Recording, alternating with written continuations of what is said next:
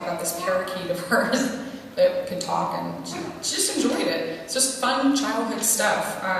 She loved to tap dance, and one of the famous stories was that she was actually going to try out for the Mickey Mouse Club. Didn't get the chance to because her teacher got sick, and I think that was one of her little, like, would life have been different if type of moments, but it's a good story. I mean, it's a good story. She also used to tell me about her dad coming home with beautiful dresses for her, and he just adored her.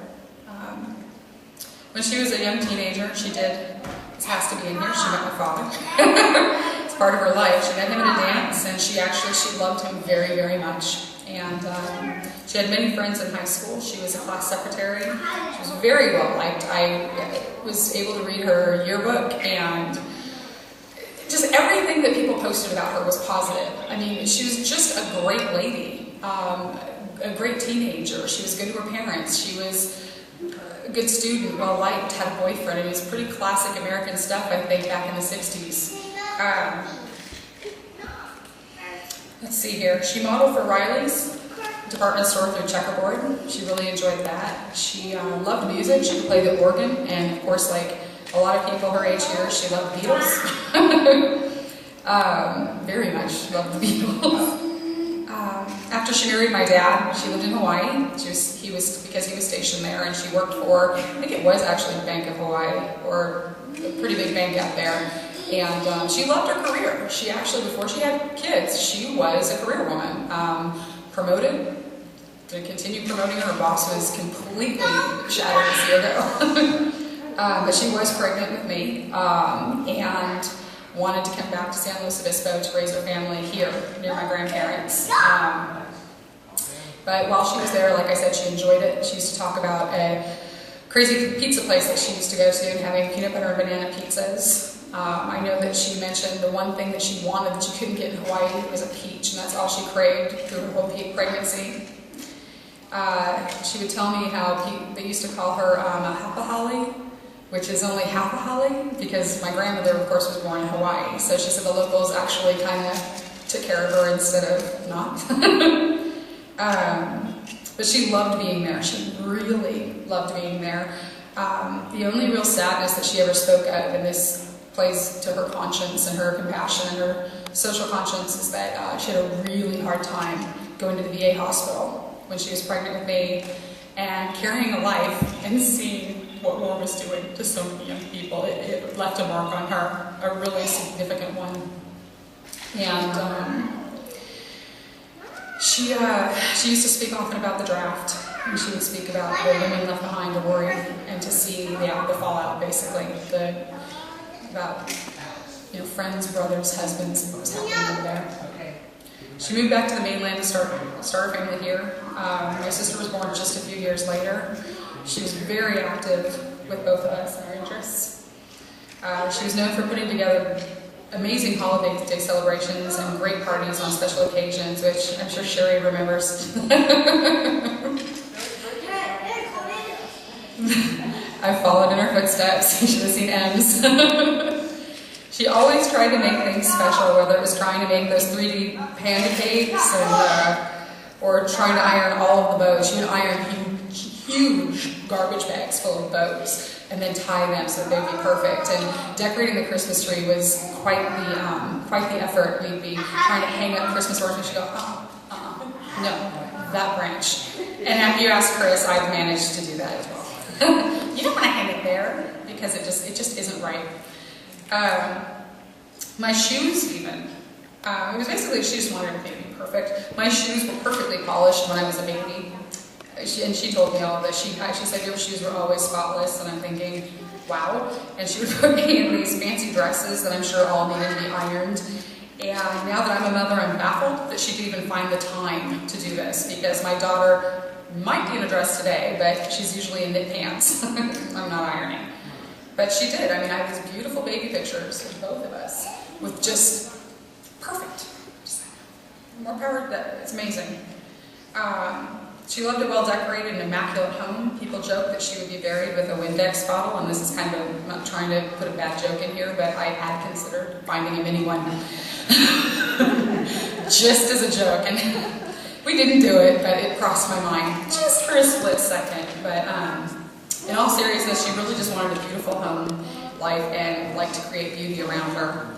And I'm going to pass this over to Charlotte for a little bit, and then I'm going to close. So, honestly, I'm probably just going to let Jennifer talk because I'm standing up here and I just don't think I can do it. I don't think I can read it. I'm going to let you talk. I'm just going to stand here. I'd love to talk, but I don't think I can. But I'm just going to say, my mom was everything. I see her everywhere. I'm just going to really miss her. We'll all talk, but she's my best friend and best supporter, and everything Jennifer's saying just brings back wonderful memories. I'm just not a very good speaker, but I'm going to stand here and let Jennifer talk. Sounds good. Jeanie was never a hippie, but the 60s seemed to really rub off on her. She was always concerned about politics and current events. To the day she left us, she was concerned about politics and current events. Growing up, she taught us all about the Kennedys and life during the Vietnam era. She talked about bomb drills in the classrooms and how the world changed while she was growing up, and that in a lot of ways she felt left behind. I remember a Life magazine special edition about Camelot that she would pull out often. She wrote letters to her congressman and the governor and protested Diablo Canyon and others for peace. She truly wanted to make a difference and wanted to make the world a safer place for the kids. And some things don't last forever, and my mom's personal Camelot, so to speak, ended, I believe, when my parents divorced. And I mention this only because it marks an entire shift in her life that needs to be acknowledged in a eulogy, because it did impact her very deeply. She went from being mom and wife to being in a world she wasn't prepared for and didn't understand and didn't want, and had 2 children to raise. I'm sure she was terrified, and I know she was devastated, and she found herself looking at an entirely different life than she had ever anticipated. She took a job, though, at Riley's department store in Arroyo Grande, and the employees and the customers really respected and loved her. I mean, everyone there genuinely liked her and sought her counsel and advice. They were friends. They looked up to her. And she used to do a lot of fun things. She put on fashion shows with, I don't know if anyone here remembers Clancy's. She and Jill Howard would throw these big fashion shows together, and they had a blast. It was really fun for her, and it really offered her the creative and social outlet that she needed. I just remember that everybody seemed to really love my mom. So several years and several incarnations later, life would call her to take care of her mother after she had a significant stroke. And this was an incredible calling to answer. I don't think everyone in this room would do it or even could do it. But she did. She promised that she would take care of them, and she did it. Which says a lot. I mean, that takes a lot of strength and a lot of integrity. Another calling that she would answer was to become a Christian. And she was born again and baptized right here at New Life Church. And that meant a lot to her. And she took that commitment seriously. Both decisions were significant and life-altering. My mom spent many years developing a faith in God and Christ. She had her own struggles over the years, but I do know that her faith was a source of comfort and a guiding force in many ways. She loved dogs and cats, which we all know. She had several pets, including Mitzi, Missy, Grace, Dee Dee, and she was always attached to friends and family's pets like Whiskey, My Taylor, Woody, Dinky, Giuseppe, Molly, Vita, and Boomer, just to name a handful of them. But most of us know that my mom suffered from bouts of poor health, but that didn't stop her from trying to recreate herself over and over again. She loved decorating, she loved floral designing, writing poetry, painting, politics, cooking, and most of all, of course, her family and friends. And at one point, she was fantasizing even to open up a restaurant. She had it all planned out in her head, what it would be like, even the menu. She would just design things in her mind and talk to me about them. When I was asked to list my mom's occupation for the death certificate, I actually just said artist. We used to call her and tease her and call her the artiste because she was always kind of doing one thing or another. And it was actually fitting because it was actually a fitting occupational description because if you think about it, what's she doing? She's trying on different hats, she's trying on different expressions, different mediums, different ways of living. And all of them were artful, whether in physical craft or in creating mentally what's going on in life. She would have done anything for anyone. She was the one person you would want around if the chips were down on the table and not in your favor.